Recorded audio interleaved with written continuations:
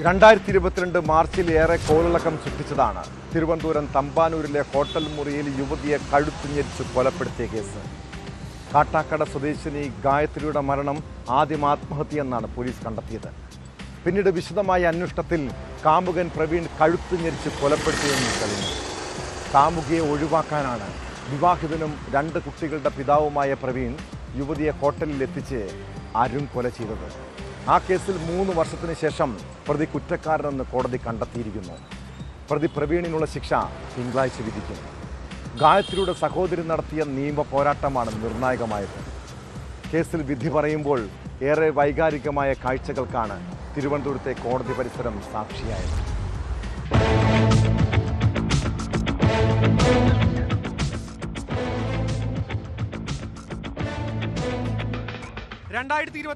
March 6 രാവിലെയാണ് തമ്പാനൂർ അരിസ്റ്റോ ജംഗ്ഷനിലുള്ള ഹോട്ടലിൽ പ്രവീൺ മുറിയെടുത്തത്. ഉച്ചയോടെ കാട്ടാക്കട സ്വദേശിനി ഗായത്രിയും എത്തി.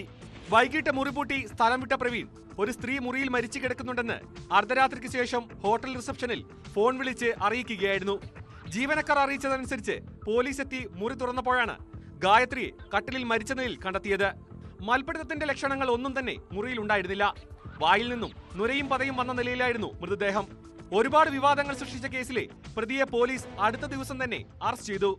ദൃക്സാക്ഷികൾ ഒന്നുമില്ലാതിരുന്ന കേസിൽ പൂർണ്ണമായും ശാസ്ത്രീയ തെളിവുകളുടെ അടിസ്ഥാനത്തിലാണ് പോലീസ് കേസ് തെളിയിച്ചത്. ശാസ്ത്രീയമായിട്ടുള്ള തെളിവുകൾ കൃത്യമായി ശേഖരിക്കാനും അത് പബ്ലിക് പ്രോസിക്യൂട്ടർക്ക് അത് കൃത്യമായി കോടതിയെ ബോധിപ്പിക്കാനും കഴിഞ്ഞു എന്നുള്ളതാണ് ഏറ്റവും പ്രധാനപ്പെട്ട ഒരു സവിശേഷത. വളരെ സന്തോഷം. കാര്യം ആ വീട്ടുകാരൊക്കെ വളരെ കാര്യമായി ഈ പ്രോസിക്യൂഷൻ നടപടികൾക്ക് നമ്മുടെ കൂടെ നിൽക്കുകയും സഹകരിക്കുകയും ഒക്കെ ചെയ്തു.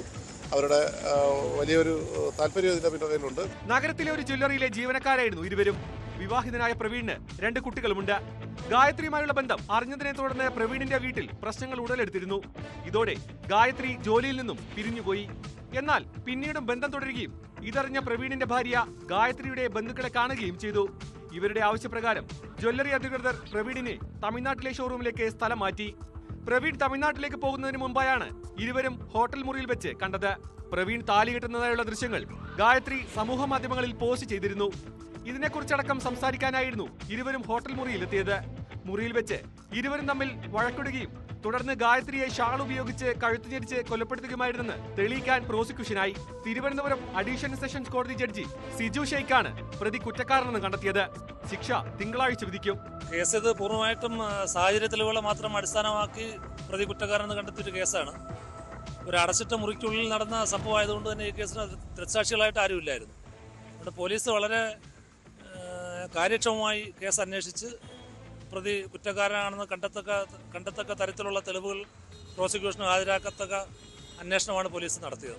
ഇത് സയന്റിഫിക് തെളിവുകളെയും ഫോറൻസിക് തെളിവുകളെയും അടിസ്ഥാനപ്പെടുത്തി ഡോക്ടറുടെ മൊഴി ഇവ അടിസ്ഥാനപ്പെടുത്തിയാണ് കുറ്റക്കാരനാണെന്ന് കണ്ടെത്തിയിട്ടുള്ളത്. ഗായത്രിയുടെ അനുജത്തിയുടെയും അമ്മയുടെയും നിയമ പോരാട്ടത്തിന് കൂടിയാണ് ഫലപ്രാപ്തി ഉണ്ടായിരിക്കുന്നത്. പ്രതിക്ക് കടുത്ത ശിക്ഷ തന്നെ ലഭിക്കുമെന്നാണ് ഇരുവരുടെയും പ്രതീക്ഷ. ഞങ്ങൾക്ക് നീതി കിട്ടണം. പ്രോസിക്യൂഷൻ വളരെ നന്നായിട്ട് നമ്മുടെ കൂടെ നിന്നു.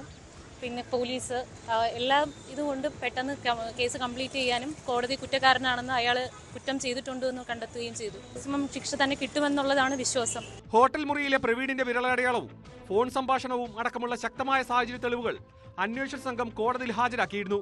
Fort assistant commissioner Shaji, Thampanoor SHO Sanoj എന്നിവരുടെ നേതൃത്വത്തിലായിരുന്നു അന്വേഷണം. പ്രോസിക്യൂഷന് വേണ്ടി പബ്ലിക് പ്രോസിക്യൂട്ടറായ BS രാജേഷ്, അഡ്വക്കേറ്റ്മാരായ Beena Kumari, A. Sebin Thomas, Lakshmi MS എന്നിവർ കോടതിയിൽ ഹാജരായി.